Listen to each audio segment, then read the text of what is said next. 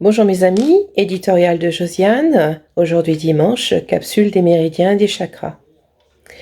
Nous avons déjà abordé le méridien du gros intestin, puis vésicule biliaire et foie, qui les deux font partie de l'élément bois, donc j'enrichis ma vie. Je vous rappelle, je vous fais un petit récapitulatif.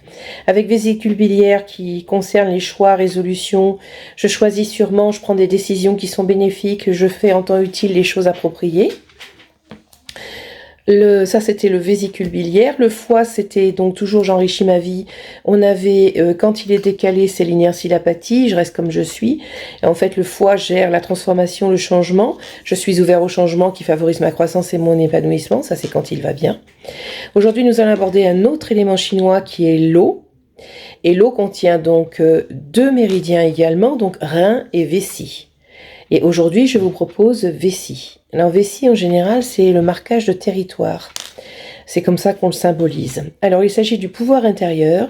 Je me charge de ma propre vie, je me donne moi-même le pouvoir. Et j'accepte, en fait, la vie qui m'est offerte. J'accepte, c'est l'acceptation. Et puis, en fait, quand il est déréglé, c'est la privation de maîtrise. Je me contrôle excessivement, je me sens insignifiant, petit. Donc, c'est aussi une dévalorisation. Voilà. Donc le méridien, le tracé du méridien vessie, il est très très long. Je pense que c'est même le plus long des méridiens. Il va passer il va longer en fait le côté du pied, un des deux côtés, et il vient jusqu'au petit orteil. Il finit là. Le méridien vessie contient beaucoup de points en fait de correction sur pas mal d'émotions, mais toujours liées en fait au pouvoir intérieur, au pouvoir qu'on se donne et au marquage de son terrain, alors c'est son territoire, c'est vraiment une histoire de territoire, le méridien vessie.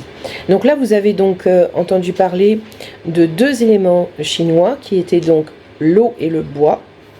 Et donc la prochaine fois je vous parlerai du méridien rein qui va concerner les peurs. Voilà, donc ça c'est le deuxième élément qu'on abordera la prochaine fois. Je vous souhaite une bonne journée, je vous dis à très bientôt et portez-vous bien, au revoir. Juste pour précision, je viens vous donner en fait les horaires des méridiens, les 12 méridiens, donc sur l'horloge chinoise. En fait le Qi, qui est l'énergie vitale considérée par les Chinois, circule en fait dans tous ces méridiens au fil des heures. Donc je vous donne juste un aperçu, ça peut toujours un petit peu vous intéresser. Le méridien du cœur, c'est de 11h à 13h. Ensuite, c'est le méridien de l'intestin grêle de 13h à 15h. Ensuite, c'est le méridien de la vessie de 15h à 17h. Puis, le méridien des reins de 17h à 19h.